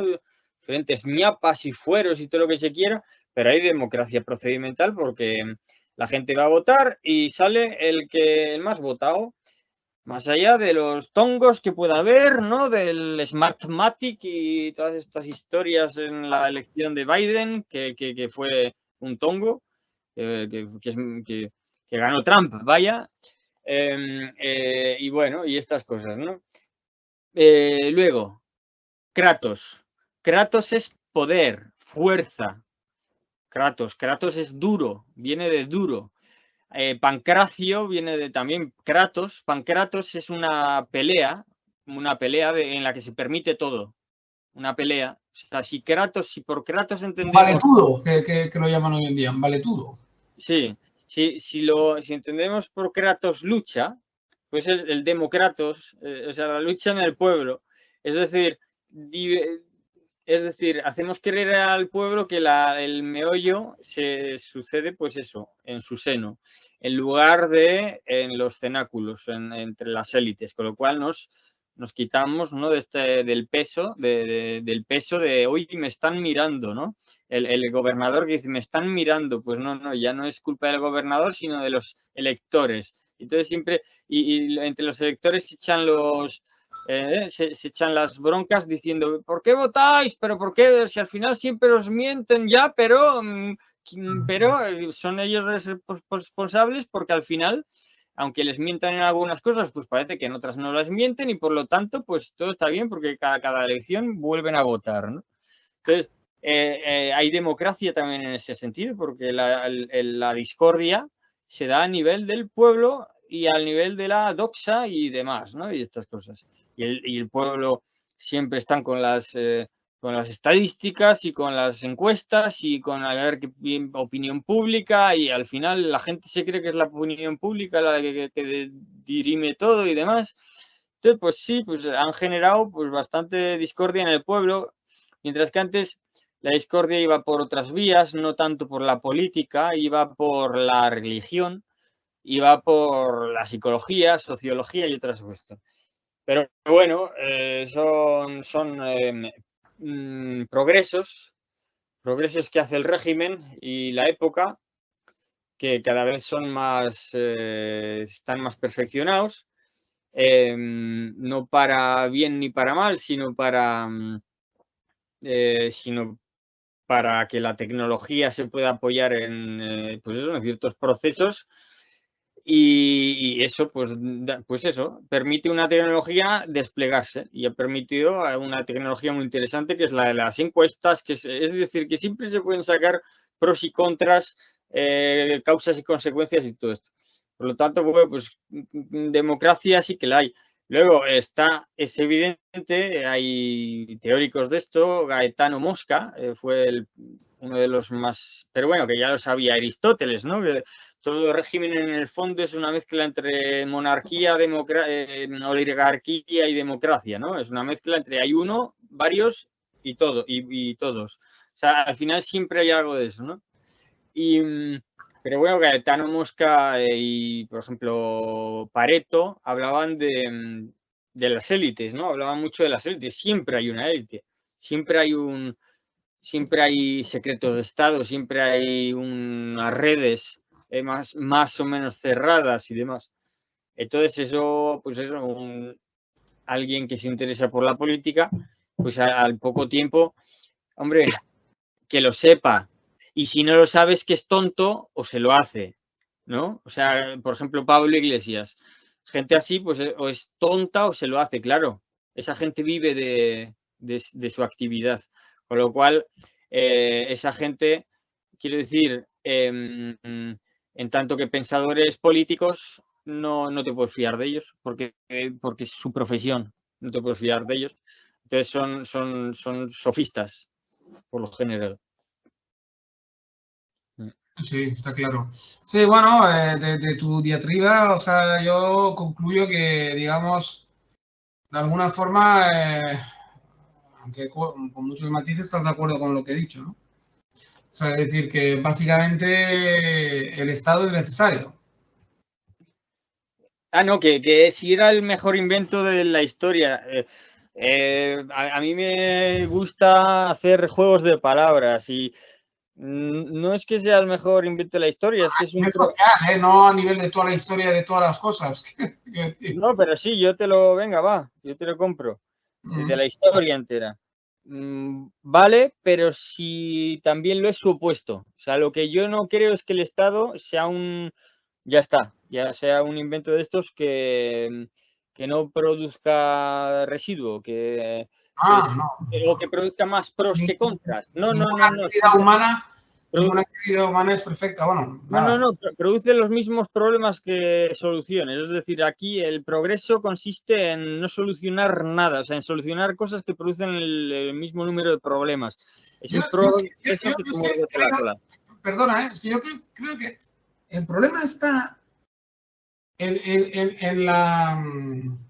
¿cómo se llama esto? En que suele haber una especie de pueril ganas de creer cosas que no son. Es decir, a ver, y de ganas de darle cualidades a las cosas que no las tienen. Es decir, hay una especie de ganas de soñar, ¿no? Siempre hay una tendencia en mucha gente a no ser prosaica, ¿no?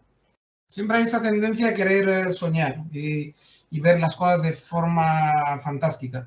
Es decir, el Estado tiene unas cualidades intrínsecas, ¿vale? Ontológicas, o llámalas como quieras, que son muy simples y muy sencillas. Es un árbitro para mí, nada más. Yo no le doy ninguna cualidad más. Entonces, como no le doy ninguna cualidad más que la que tiene, pues no espero nada de él, tampoco extraordinario.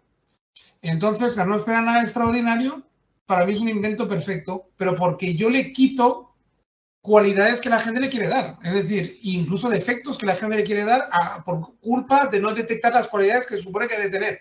Es decir, es una confusión más mental del que critica que realmente el Estado en sí no tiene esos defectos. Es como, por ejemplo, demonizar una pistola, ¿no?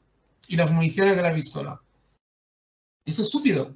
Es decir, la pistola de forma intrínseca no tiene ningún problema. Y sus municiones tampoco. El problema son las manos que lo van a coger, que pueden llegar a tener problemas, ¿no? Pero la pistola en sí, ¿qué coño vas a criticar de la pistola en sí? Joder, el retroceso.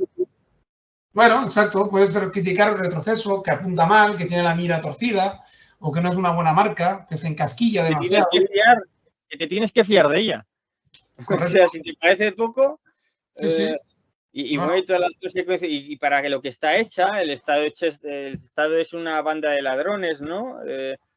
No sé si David Graeber, bueno, los anarquistas pues dicen que eso, ¿no? Que el Estado es una banda de ladrones y claro que lo es. Los tributos. Es decir, pero de cierto modo hay algo de latrocinio en él. Es un corsé. Hay una posibilidad de latrocinar, digamos, ¿no? Es un hecho.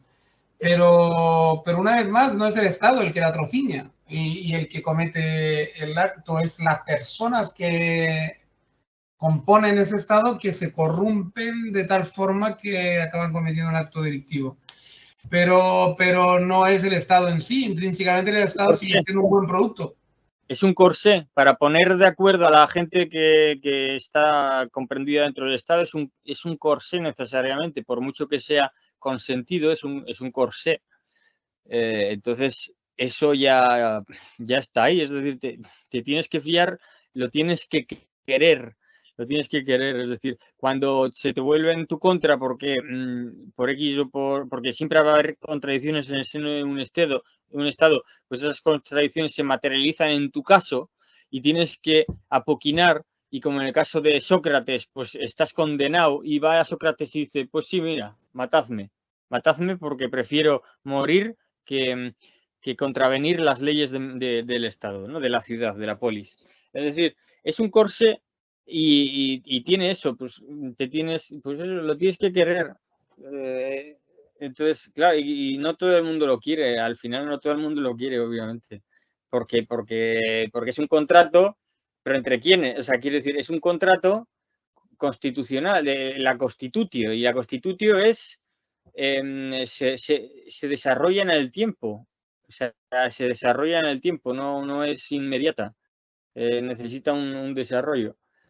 Con lo cual no deciden todos, ¿no? O sea, se da pues de manera más... No, pero estamos en la misma, es decir, el Estado en sí es un producto y es un producto que está bien pensado y está bien, para mí es un gran invento, pero claro, luego lo componen personas, una vez más, estamos en las mismas, y esas personas hacen, pues bastantes veces, bueno, desgraciadamente bastantes veces un mal uso del producto.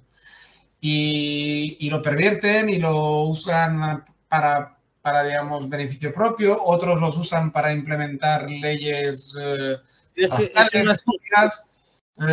Silla coja. El Estado es una silla coja, no es quien se siente. O sea, ¿de qué lado te apoyes? Es que siempre va a tener una pata coja. No, eso está claro. Es que, bueno, es que no hay ninguna actividad humana que no la tenga. Es decir, toda actividad humana es coja, para seguir con tu símil. Es decir, está abogada a la cogitud, por decirlo de alguna forma, ¿no? O a la cojera, porque es que es imperfecta siempre. O sea, no hay ninguna actividad humana que sea perfecta. Y partiendo de esa base, pues claro, no va a haber ningún invento que tú hagas que alcanzará la perfección, ni alcanzará un nivel de equilibrio en el cual ya todo esté para siempre, forever, equilibrado y todo perfecto, ¿no? Más bien será al revés. Te vas a encontrar con más dificultades que beneficios, casi siempre. Te vas a encontrar con imperfecciones graves, etc. Luego está el éxito donde está, para mí. El éxito mínimo que le puedes pedir, y el único, de hecho, es que no moleste demasiado, o sea, que no sea demasiado, digamos, que haga más un arbitraje, digamos, en cierto modo, que consiga una cierta, digamos, que no sea demasiado interventor en el sentido negativo de la palabra, y poco más le puedes pedir, ¿eh? No puedes pedir peras al olmo, quiero decir, tampoco nunca va a haber un Estado que no sea intervencionista, que no te cobre impuestos y que los mal use, por ejemplo, o que no los use de la forma que a ti te agradaría o que a ti te beneficia en su totalidad. Por lo tanto, ¿me entiendes? Y luego los anarquistas, sí, los anarquistas es muy interesante el anarquismo bien entendido, y como yo sé que tú lo entiendes también probablemente y has leído sobre él y tal, a mí también me atrae, a mí me gusta, pero sinceramente yo lo veo muy complicado de aplicar en una sociedad grande, muy complicado. por no decir casi imposible, ¿eh? Yo veo solamente el anarquismo apto para grupitos humanos muy reducidos. Y encima no todos los grupitos, ¿eh? Tiene que ser un grupito ya muy formado académicamente o intelectualmente, o tiene que haber una cierta, o líderes muy de una gran calidad, digamos, ¿no? Humana. Y entonces pues puedes implementar un anarquismo justo o equilibrado y tal. Pero si no, el anarquismo se puede tornar rápidamente en un fracaso importante. O sea, en un fracaso más grave, mucho más grave que cualquier estado. O sea, puede producir monstruos con una rapidez insospechada, de hecho. Hombre, yo creo que el anarquismo tiene la gracia de que es un, digamos, es un acto de negativo, es un decir no. Por lo tanto, cuando se dice no a un orden, pues la virtud del proceso es que surgen otros órdenes. Que tampoco hay que temer al anarquismo, porque el anarquismo es, pues, precisamente más, va más por el tema de la liberación, la libertad de un orden, y no, no por el tema de la obstaculización de nuevos órdenes por venir. Es decir, iría más en ese... Bueno, tú lo ves como un paso intermedio, entonces, entre un algo y otra cosa. Sí, el anarquismo es... el anarquismo, quien se llama anarquista no lo es. Es decir, anarquismo es Es un periodo. una dialéctica entre... Un periodo entre guerras. Es como el periodo de entreguerras. La anarquía quiere decir que los poderes que son espuma, que el poder es espuma. O sea, que no te creas ningún poder, porque que no te creas ninguna realidad, porque toda es... Es el que te dice que el rey está desnudo. Sí, sí, exactamente. Vendría a ser, bueno, yo así lo entiendo. Luego una forma de entenderlo. Joder, hay más moscas aquí. En fin, luego el Estado es una silla coja. Siempre sale el mal gobernante, se escoja quien se escoja, como pata faltante. Esa sería un poco la... Yo creo que el Estado, pero para llevar a cabo, digamos, el juego de palabras ese vale, el Estado es el mejor invento de la historia, pero si le oponemos algo que vendría a ser el mercado, ¿no? Claro, se dirá que no son opuestos y que se necesitan el uno al otro, pero se necesitan muy a pesar suyo, porque el Estado en principio no... quiero decir, el comunismo final, bueno, requiere de mercado, además el comunismo final no... precisamente el comunismo final se acaba el Estado. Según Marx, se acaba el Estado y habría mercado, en efecto, habría mercado. Pero bueno, pues para algunos estatalistas, en una utopía distópica, más bien, pues un Estado no requeriría de mercado, porque sus sujetos ya sabrían perfectamente lo que necesitan, y un Estado que se preciara podría tener acceso a un fondo de recursos infinito que permitiera que no hubiera necesidad de mercado, que hubiera simplemente una redistribución de los recursos infinitos por medio de robots y demás. El Estado sí que se puede oponer al mercado, porque el mercado necesita de una moneda, pero ¿por qué tiene que ser el Estado el que la imponga, ¿no? Y no, en un caso utópico también, pues el consenso de aquellos que funcionan con esa moneda. Entonces, el mercado sería el otro gran invento. Si entendemos que el Estado se opone al Estado y viceversa, y que solo entran en coyuntura por la imposibilidad de ambas estructuras puras, es decir, ambas estructuras puras son imposibles. Son imposibles, pero el modelo es imaginable. Te puedes imaginar una utopía de un Estado sin mercado y una utopía de mercado sin Estado, te lo puedes imaginar, pero resulta que es imposible. porque las ideas puras no se dan, no hay triángulos en la realidad, no existen. Y es por esa imposibilidad mutua por la que nos encontramos precisamente esa coyunta entre Estado y mercado. Y que parece que bueno, hasta el punto que parece que es capital y Estado, pues que son lo mismo. Así lo mencionaba Agustín García Calvo, que entendía que se veía, bueno, él no se decía anarquista, pero la gente lo tildaba de anarquista. En ese sentido, Estado y capital o Estado y mercado son lo mismo son, pero pues como el negro y el blanco. Es decir, si te quedas a oscuras, hay un punto en que lo ves todo en blanco. Es decir, que el negro y el blanco tienen las mismas efectos, consecuencias y hasta el punto de no reconocer, te da un fogonazo de luz blanca y lo ves todo negro, ¿no? Un poco así en ese sentido, ¿no? Eso también sería el anarquismo, en tanto que no nos engañemos de que al final los extremos se encuentran y esto, ¿no? No, está bien, es una buena definición. Tal vez lo podemos ir dejando aquí. Sí. De hecho, porque hemos dado un poquito la vuelta a todo y ahora hemos entrado en unas disquisiciones que están interesantes, pero creo que ya a estas altas horas de la noche ya que se está haciendo y tenemos que trabajar al día siguiente. No, y los que escuchen estos tienen que estar ya... Sí, y aparte creo que nuestro oyente, incluso el más... El oyente medio igual se ha quedado en los 5 primeros minutos. A ver qué pasa con el grano y la... El gran oyente, el oyente, digamos, súper, ya, el extra, también tiene el límite y yo creo que le vamos a dejar, digamos, digerir toda esa información. Y creo que luego atacaremos, pues, en un próximo día y volveremos a atacar. Pues bien, todo para mí ha estado, pues, genial, una vez más, y espero que los oyentes lo hayan percibido y lo hayan disfrutado como lo he disfrutado yo, y creo que tú. Y los emplazo a un próximo podcast.